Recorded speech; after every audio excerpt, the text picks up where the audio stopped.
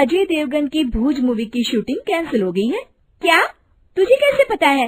Hello app से देख, ये है हेलो ऐप। जैसे ही आप हेलो ऐप डाउनलोड करते हो, उस पर सर्च बार में हेलो ट्रेंड्स मिलेगा, जिसमें सभी ट्रेंडिंग न्यूज, वीडियोस, आर्टिकल्स मिलेंगे। उससे आप डे टू डे इन्फॉर्मेशन से अपडेट रह सकते हो।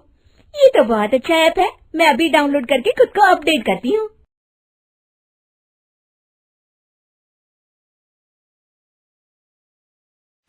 सलोनी बहुत ही सीधी और भगवान को मानने वाली थी, लेकिन उसकी सौतेली माँ उसके सीधेपन का फायदा उठाती थी और उस पर बड़े अत्याचार करती थी।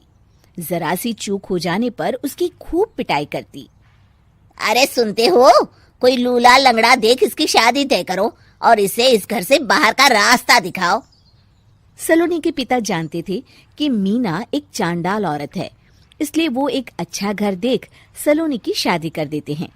लेकिन वहां भी सलोनी से जलने वालों की कमी नहीं थी। सलोनी की ननद निकिता उसे बिल्कुल पसंद नहीं करती थी। सलोनी, बात तो सुनो जरा। जी कहिए। आज शाम को मेरे बॉस खाने पर आ रहे हैं। ध्यान रहे उनकी खातिरदारी में किसी प्रकार की कोई कमी नहीं होनी चाहिए। जी आपने कह दिया, बिल्कुल वैसा ही होगा। शाम को सलोनी जैसे ही गैस पर खाना चढ़ाकर वहां से जाती है, अभी इसके खाने का स्वाद बढ़ाती हूँ। निकिता गैस की आंच तेज कर देती है। थोड़ी देर में देखते ही देखते सारा खाना जल जाता है और पूरे रसोई घर में चारों तरफ धुआं फैल जाता है। अब आएगा मजा। माँ जल्दी आओ, यहाँ देखो सलोनी ने किचन में आग लगा दी। अरे तेरा सत्यानाश हो, कल मुही तूने ये क्या कर दिया? सलोनी की सास उसे बहुत डांट फटकार लगाती है। तभी मोहन अपने बॉस के साथ घर में प्रवेश करता है। अरे भाई मोहन, ये क्या तुम्हारे घर का क्या हाल हो रखा है? लगता है खाना जल गया है। चलो खाने का प्रोग्राम कैंसिल करो, मैं अपने घर जाके खा लूंगा। सर, दरअसल सर मुझे माफ कर दीजिए। अरे कोई बात नहीं, घरों में ये छोटी मोटी बातें होती रहती है।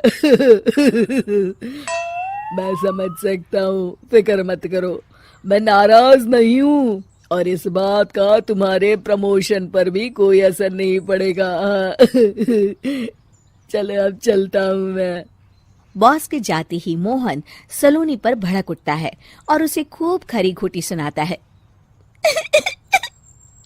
भगवान, मेरी माँ तो कहती थी कि अच्छे लोगों के साथ हमेशा अच्छा होता है, फिर मेरे साथ ही बुरा क्यों होता है? आखिर मेरी गलती क्या है?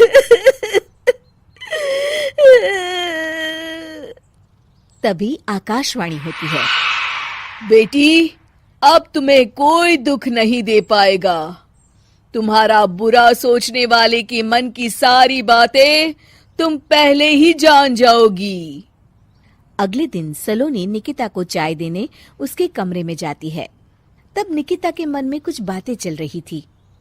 कल तो मैंने सिर्फ खाना जलाया था, अब तू देखती जा सलोनी, तेरा इस घर में जीना हराम कर दूंगी। अच्छा, तो ये बात है, अब इसे सबक सिखाना ही पड़ेगा। कुछ दिनों के बाद, सलोनी, मेरे कपड़े जल्दी से प्रेस कर दो, ऑफिस के लिए देर हो रही है।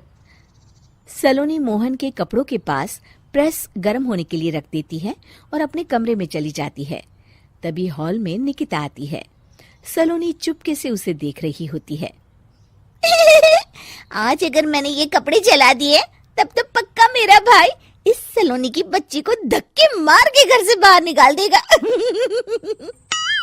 अरे तू क्या मुझे निकलवाएगी?